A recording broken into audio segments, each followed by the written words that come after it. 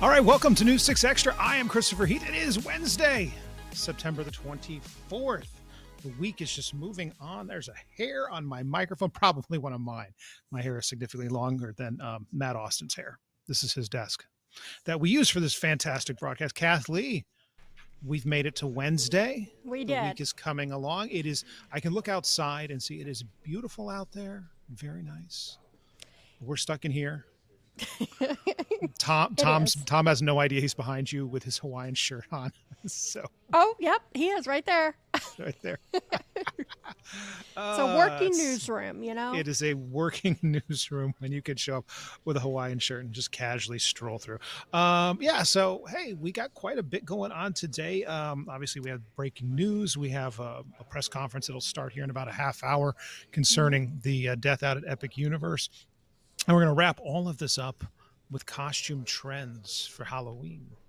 So that's kind of exciting stuff here. Well, yeah, I want to see if your costume is on the list. It's not going to be 100%. It is not going to be. Okay. But we'll get it together eventually. It's still hammering out some things. But okay. Anyway, so all right, cool, good stuff. Well, let me get to Candace because she has put together our weather forecast, and we're watching some disturbances out in the Atlantic. We, of course, have one storm churning its way through, and then, good old-fashioned fall is here, but it doesn't feel like fall. Here's Candace Campos.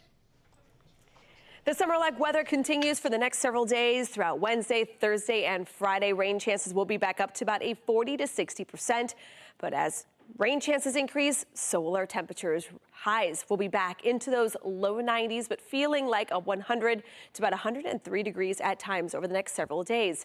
Now, as we head into the weekend, though, we are going to continue to watch three different areas, although one remains the biggest concern as it could get a little close to central Florida as early as about Sunday and Monday. Widening out the view, this is what's going on right now on the satellite and radar composite. Plenty of tropical moisture still streaming in from the Gulf and down from the Caribbean. That's going to help fuel more of that widespread chance of rain over the next couple of days. We are also watching the progress of that. That next cold front will continue to approach North Florida throughout the rest of the week, and this could be one of the factors helping bounce off two tropical waves away from the eastern seaboard and keeping it out to sea. But again, there is still some questions surrounding the actual forecast of those waves. I'll explain why in just a few seconds. Looking at the clouds and rain futurecast between about 2-3 o'clock, we will start to see some of those scattered showers along 95, pushing inland into the evening. Some heavy downpours can't be ruled out. But then as we head into Thursday, rain chances will be a little higher as you can start seeing some of those scattered showers working their way in from west to east. So it's going to change a little bit. Today it's more east-driven. Tomorrow it's more west coast-driven. And that could be bringing some rock and thunderstorms pretty late into the evening Thursday night. So for your Wednesday, rain chances do differ depending on where you are, with the highest threat right up and down the I-4 corridor from Orlando down through Osceola County. As we take you here hour by hour, highs again today, upper 80s to low 90s, still feeling like the triple digits. But again, we're watching not only Hurricane Gabrielle that is still spinning out over the central Atlantic, not a concern for us, but we are watching basically this pair of waves, both with a high-end chance of development. As of the 8 a.m. advisory, now this wave here, Invest 93L, is up to about a 90% chance of development within the next 2 and 7 days. Looking very impressive already on the satellite imagery. Not looking as impressive as it's kind of around Puerto Rico at this point is wave number 2. This is designated Invest 94L, so with a high-end chance of development within the next couple of days. But notice the overall trajectory moving more over the Bahamas, which is where it's expected to possibly develop a little further. Looking at the tropical models as of Wednesday afternoon, you can see that for a little bit they are in agreement, especially with Invest 93 here. But notice about Invest 94. They span out quite a bit over the next couple of runs. And the main reason for it is it's still not extremely organized, so models are not having a really good kind of initiation spot to where those models then kind of flow out. There's other questions like how are these two systems possibly going to even interact between the two because they are so close? And then there's another question mark. Behind that cold front, we're talking about a cutoff low. What a cutoff low is basically a low in the upper levels of the atmosphere. It kind of breaks away from the jet stream. So it tends to be a little more erratic in motion, a little harder to actually forecast. So we have, again, a lot of questions at this point, but the overall steering will continue on that northwest trend. Just the big question is how close could Invest 94 get to us here in Central Florida come Monday, maybe Tuesday or so. You can see here clouds and rain. There's that front that's going to help act as kind of a barrier, but look how close both these systems can get. This is the European model, a little more robust than others, but I do want to show you the potential of what we could be dealing with by Monday of next week. Could we be dealing with 2 named storms between Bermuda and us here in Central Florida? Could be a possibility. The good news is most models do keep it out to sea for now, but that system is one you want to make sure you're checking back because the models could possibly look a little different even later on tonight. So with that being said, stay tuned to News 6, clickorlando.com, and of course on News 6 Plus for the very latest as we continue to get a better handle on it. Hurricane hunters are going in there later this afternoon. Hopefully we'll get more information for you. And we will keep an eye on that. Of course, September 10th, September 11th, that time of year is when we kind of hit peak hurricane season. That is to say, we're halfway through the season. But, we still got time to go. So we'll see what percolates off of the African coasts and head our way.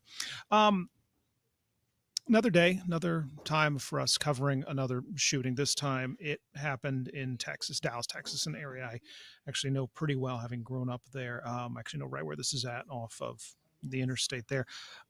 This was at the ICE facility in Dallas, and it's all started to break early this morning. What we do know is at least one person's dead, 2 people are injured.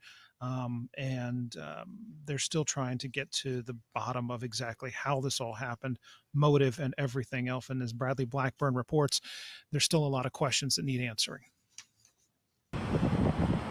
A motorist on Interstate 35 in Texas captured the massive emergency response after a shooting at an ICE facility in Dallas. I can confirm at this time that the FBI is investigating this incident as an act of targeted violence. Police say the gunman opened fire from the roof of a nearby building. Early evidence that we've seen from rounds that were found near the suspected shooter contain messages that are anti-ICE in nature. The facility was the target of a bomb threat last month. That suspect was detained. The rhetoric has to stop. There are people out there who are seeing what is being placed online, and they're coming and they're doing acts of violence against ICE employees. ATF and FBI agents are assisting police in this investigation. Bradley Blackburn, CBS News. I will tell you this, in the moments that followed the shooting, was on social media, scrolling through things, saw the shooting had happened. And, this I think should serve as a bit of a cautionary tale to everyone who engages in social media. Most of what was reported in the moments that followed the shooting happening this morning has turned out to be incorrect, blatantly incorrect.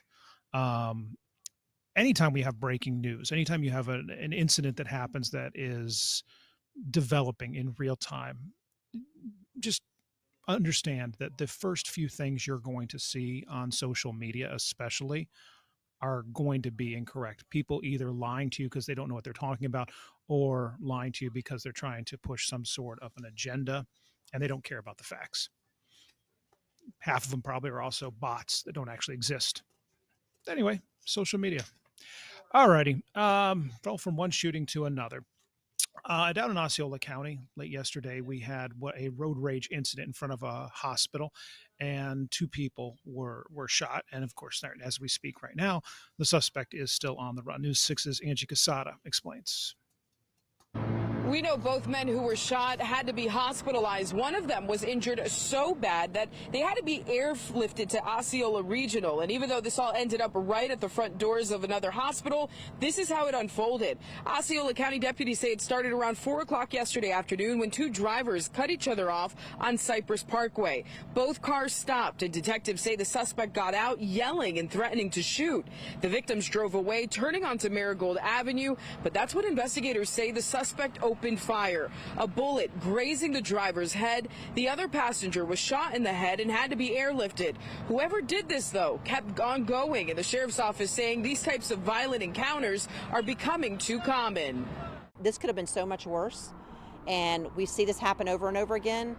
people have to let these things go when these types of incidents happen while we're driving on the roadway. You cannot let your emotions get to such an extreme that it causes you to take this measure where you want to take somebody's life over it. Again, deputies are still searching for that suspect. They say it was a male, but so far they don't have a description of the vehicle they were driving. But as soon as we get any details on the vehicle description or surveillance video, we will be bringing that to you here on air on News 6 and over on clickorlando.com. Reporting in Osceola County, I'm Angie Casaba, News 6. And fantastic advice there from Captain Kim Montes. I've known her for years from when she was at FHP, and it's good to see her back in uniform down there in Osceola County. And I think she said it so well. You got to let these things go, people. It's not worth it. What happens in traffic, count to 10, because you pull that trigger, the bullet doesn't come back.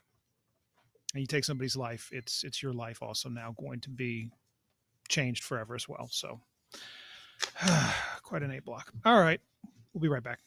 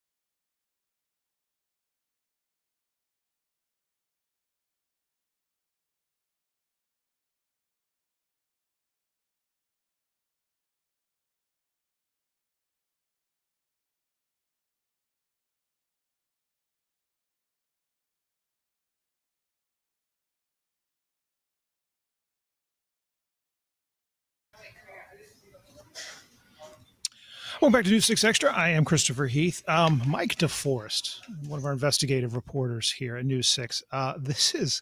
Mike has the knack of being very dogged when it comes to staying on top of a story. He's also very good at digging through information. And this one here is one that he has been following for a while, about a couple that was accused of ripping off customers by selling defective, leaky hot tubs. And an original investigation by News 6 led to the Florida permanently banning them from selling these items. But Mike got word that they might be doing it again. So he put together yet another investigation to go ask some of those questions. Here's his report. This is Dylan Placker, and this is the truck Dylan Placker often drives. Our News 6 cameras recently captured this video of him pulling an empty trailer away from this Volusia County warehouse where several hot tubs are stored outside.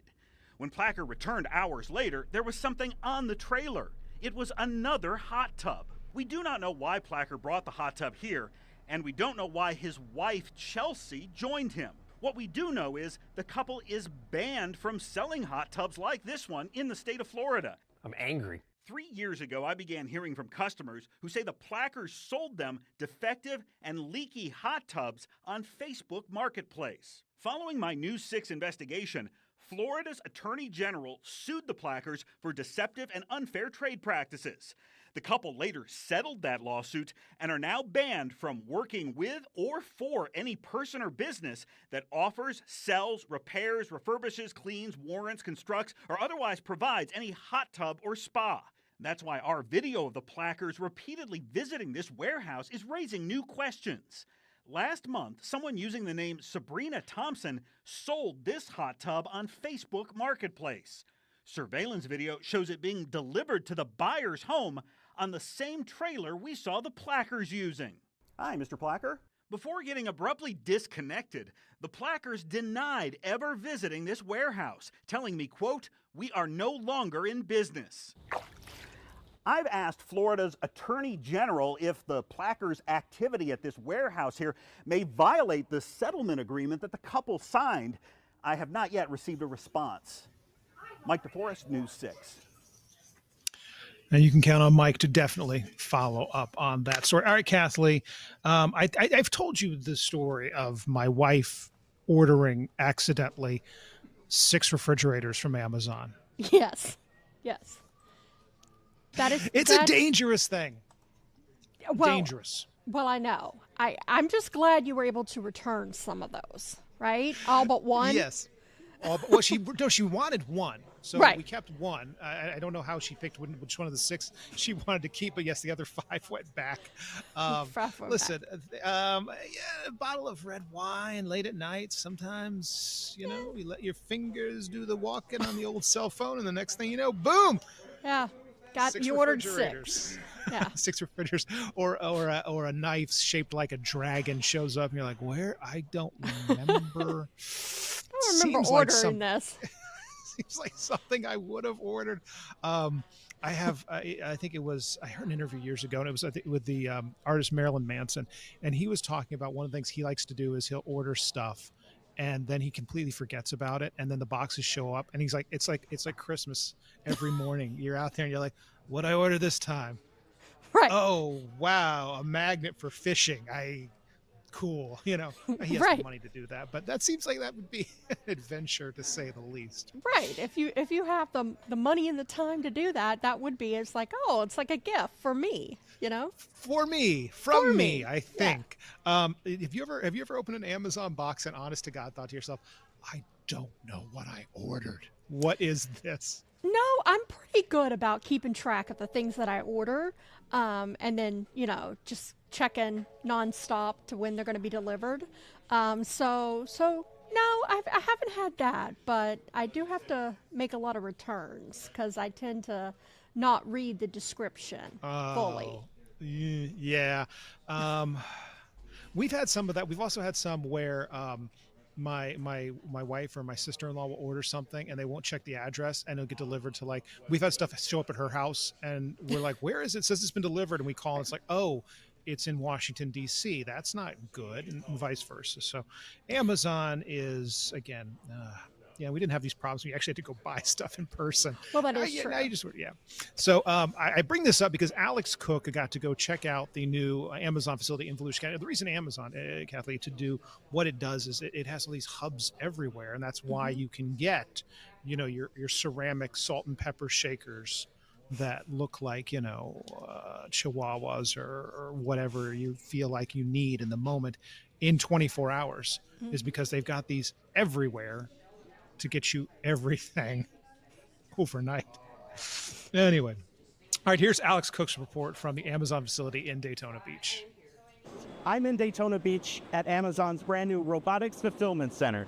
This facility is the size of 11 football fields and filled with hundreds of robots that package and sort your Amazon deliveries. Not only that, Amazon says that over 1,000 human jobs are created thanks to this facility. 800,000 packages a day. That's what the massive Amazon Robotics Fulfillment Center is capable of. 800,000 people expecting their deliveries on time. Andrew Jaworski, the general manager of the new facility, walked through the journey a package takes after you order it before it makes it to your doorstep. It starts when new products are shipped into the warehouse. We open up all these cases and then we place these items in a conveyable tote going up into our robotic storage platform. Upstairs, hundreds of robots shuffle the merchandise around to get everything where it needs to go. As soon as you hit buy on Amazon.com, that order generates to the site here, and we have our first picker pick that item out, place it in a destination tote, which will then get routed to our pack department. Now they know where the order goes. All that's left is to pack it up. These items are then taken individually from the totes where they were packed out and put into packaging that's meant for that specific item. And send it out. But each of those carts are going to be placed in a trailer and then arrive at that destination facility sometime today. 800,000 times. Daytona Beach Mayor Derek Henry, who cut the ribbon on today's opening ceremony, says that's not the important number. To him, it's about bringing over 1,000 jobs to his city. The enormity of the number of jobs cannot be overstated. It just sends a ripple effect. Hopefully others will come and see us as a viable space.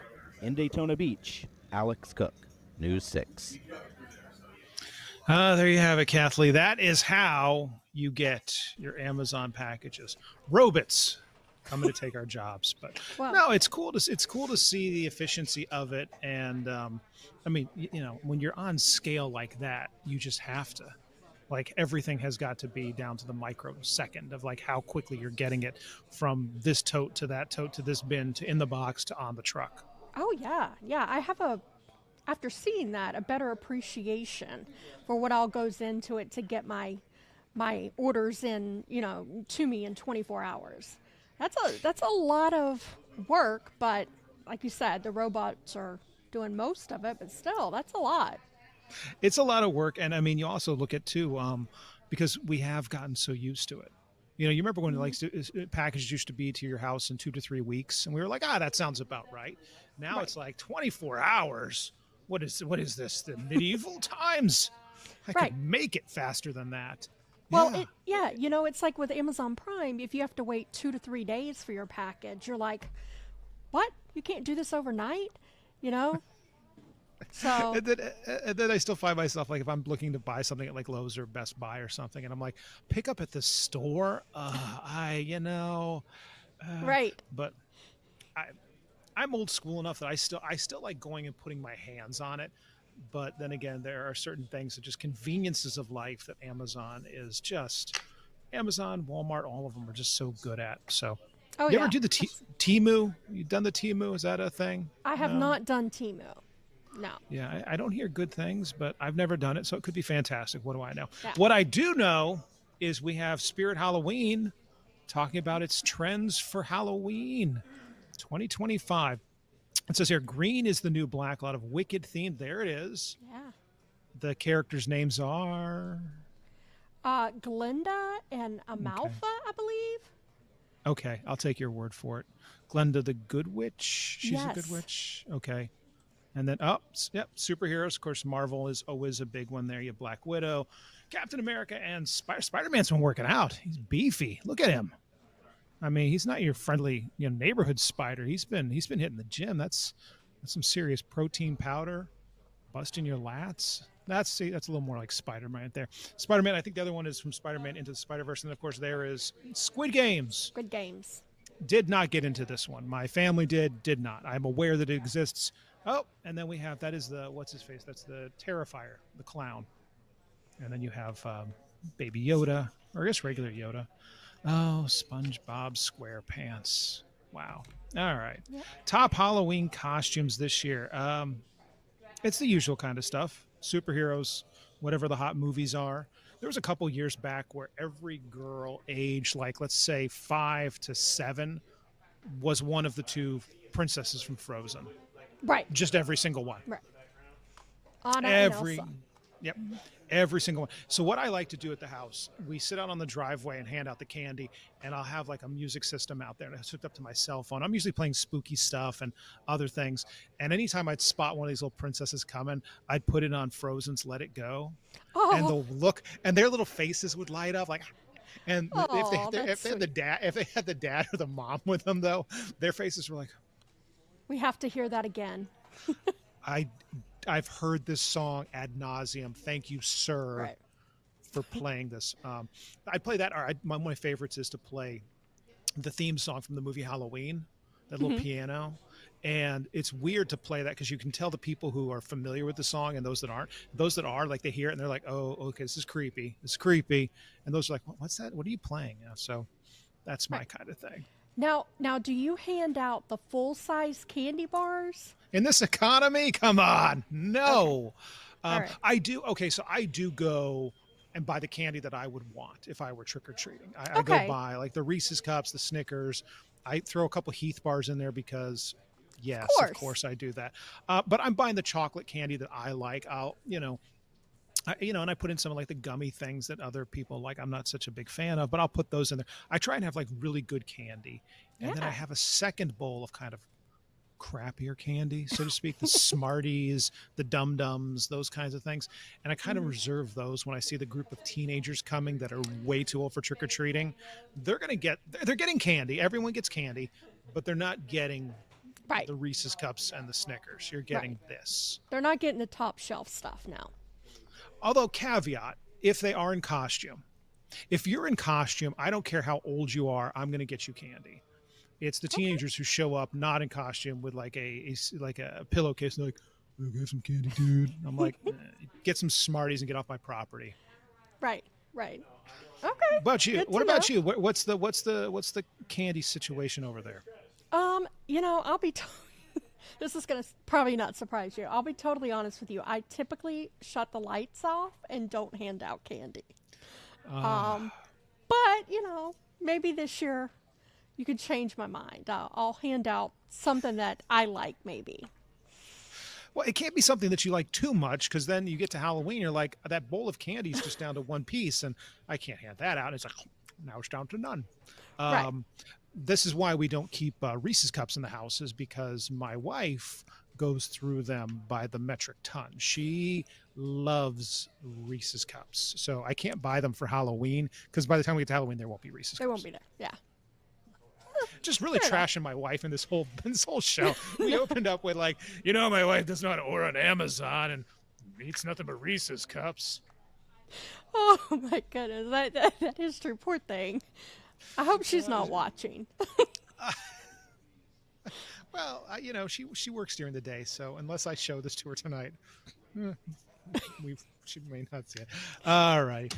Thank you, Kathy. Let's wrap this up before I reveal some other horrible thing that she has to, take me to court over or something. Anyway, thank you again, Kathy, for everything. Welcome. Thank you to Candace for the weather. And of course, thank you for watching. We'll be back here tomorrow to do this all over again at 12:30. Obviously, we break news all the time on clickorlando.com. And at 4 o'clock, we'll be live on the air. Attorney Benjamin Crump is in town. He is representing the family of the young man who died out at Epic Universe. So we have reporter Mike Valenti at that. He'll have a live report coming up at 4 o'clock. Otherwise, we'll see you back here tomorrow at 12:30. Have a great Wednesday.